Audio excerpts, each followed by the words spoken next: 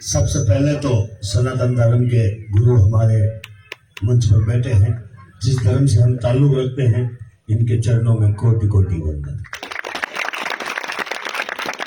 आज विश्वकर्मा जयंती के उपलक्ष्य में मैं तो पहली बार देख रहा हूं कि विश्वकर्मा की जयंती भी हमारा समाज मनाता है।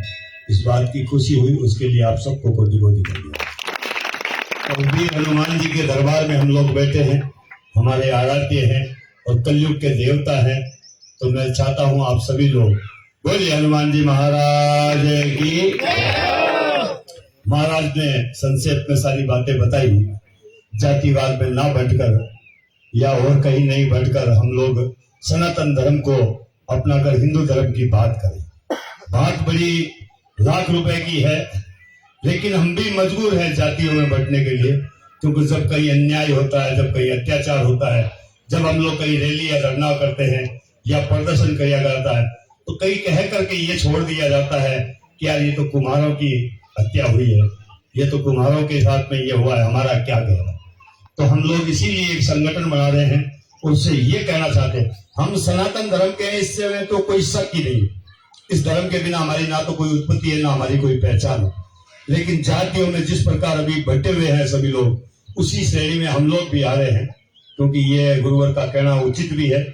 लेकिन हमारी भी मजबूरी है कि जब हमारे घर में आकर हमें कोई मार कर चला जाता है, हम चुपचाप बैठे सुनते हैं और एक राह देखते हैं कि कोई हिंदू आएगा बचाएगा या कोई हमारा नेता आएगा बचाएगा। वो कब तक नहीं आएगा जब तक आप लड़ना नहीं सीखें।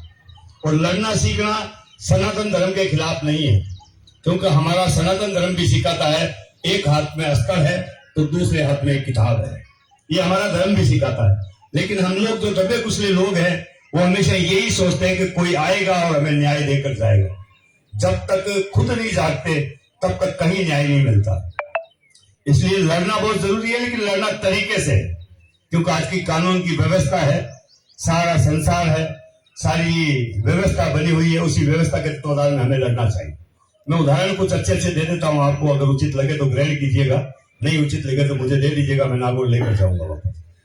वैसे महाराज ने जो गुजराती में कहा था 90% तो मुझे समझ में आया, 10% मेरे ऊपर से निकल गया था, लेकिन मुझे बड़ा अच्छा लगा। इन्होंने जो 90% मेरी समझ में आया वो वाकई बहुत बढ़िया था। इसलिए मैं इनके चरणों में एक बार पुनः वंदन करना चाहता हूँ। तो गुजराती और मारवाड़ी भाई बहन की तरह है तो समझ में आ जाती है काफी हद तक। तो साहब आप मैं कहने यहाँ इसलिए आया हूँ, आज जहाँ मैंने ये देखा है श्री श्री यादव प्रजापत समाज युवा मंडल, इस धरती पे इन्होंने जो भी प्रयास किया है, जिन्होंने भी ये प्रयास किया, मैं एक का नाम लेकर आप सबको नीचा नहीं दिखाना चाहता। आप सबकी मेहनत रंग ला रही है और आप प्रवास में बैठकर एकता की जो मिसाल कायम कर रहे हो, उसके लिए आप सबको धन्यवाद है। मैं इस संगठन के बारे में कुछ कहना चाहता हूँ। आप प्रवास में रहते, मान लीजिए किसी के साथ भी कुछ हो जाए, किसी के साथ ऐसा हो नहीं कि आप भगवान हो, आपके साथ कुछ हो ही नहीं सकता। किसी के साथ भी अगर कुछ हो जाए तो संगठन बहुत जरूरी है, और संगठन के बिना कुछ नहीं होता। और आपने जो ये संगठन की नींव रखी है, इसे इतना बढ़ाओ कि एक को तकलीफ हो तो 1000 पहुंच जाए, तकलीफ में पहुंच जाए। देखो थाने में और ये जयंतियों में हम लोग आते जाते वो एक अलग बात है, लेकिन एक दुख में और एक तकलीफ में 1000 आदमी अगर हमारे साथ हो तो आपका कोई भी अत्याचार या आपके साथ गलत कोई नहीं कर सकता। तो आप सब लोग मिलजुल कर रहें, और गांव से निकलकर जो आपने एकता दिखाई है वो अपने गांवों में भी दिखाएं। ये नहीं कि आप प्रवास में इसलिए दिखा रहे हो, क्योंकि हम लोग आज भी गांव में भाई भाई के साथ लड़ाई कर रहे हैं, भाई के ऊपर FIR दर्ज है, और एक दो मर जाए मगर राजीनामा कभी नहीं करते।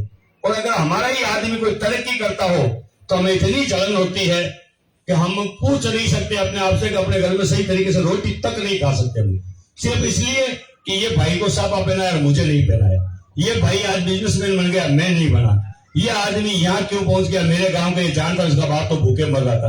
अरे भैया बाप भूखे मर रहा था, जरूरी नहीं कि बेटा ही भूखा मरे।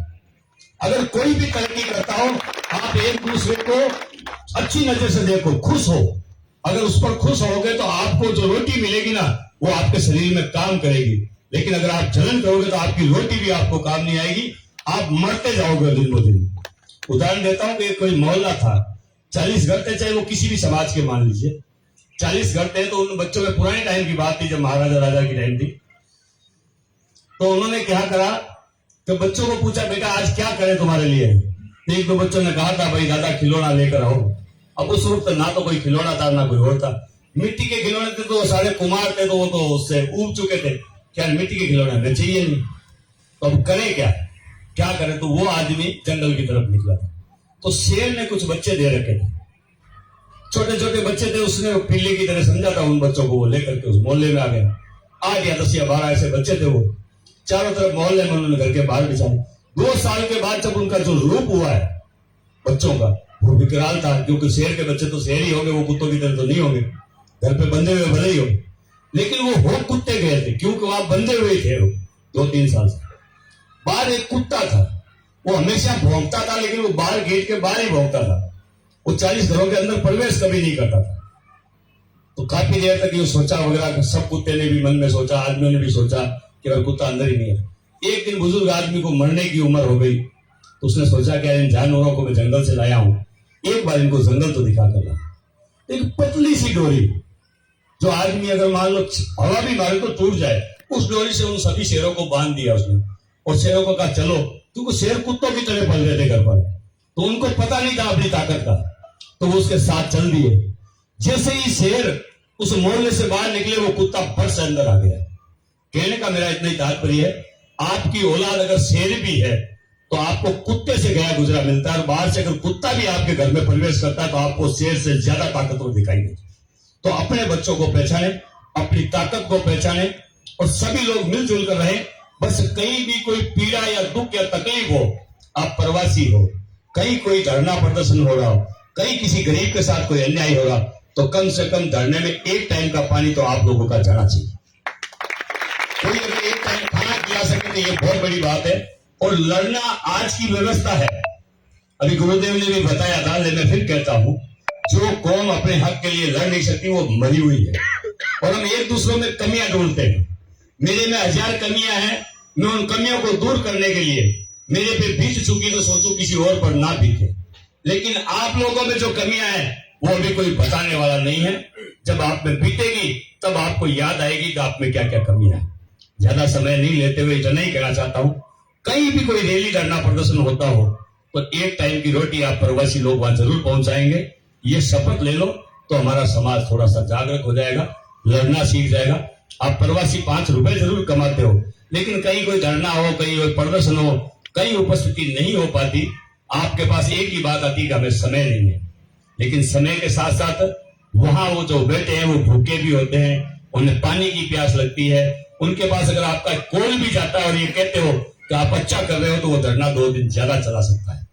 लेकिन हम लोग किसी प्रकार की कोई प्रतिक्रिया तक नहीं देते, देखते जरूर हैं कि यार आज धरना चल रहा, बहुत बढ़िया काम है, बहुत बढ़िया काम है। वो आप तक ही है, आपका मोबाइल सुन रहा है, आप सुन रहे हो, तीसरा कोई व्यक्ति नहीं सुन रहा। मैं चाहता हूं अगर कोई धरना प्रदर्शन करे, कोई भी व्यक्ति लड़ाई लड़े, पुलिस वालों से जूते खाए, और तो आपका भी फर्ज बनता है कि उसको कॉल करके इतना तो कहो कि यार आज नहीं तो कल, कल नहीं तो परसों मैं जरूर आऊंगा, आप डटे रहो। धन्यवाद एक बार संपूर्ण कार्यकर्णी को कोटि कोटि धन्यवाद। हमारे सनातन धर्म के जो ये हमारे स्तंभ है उन सबको कोटि कोटि धन्यवाद।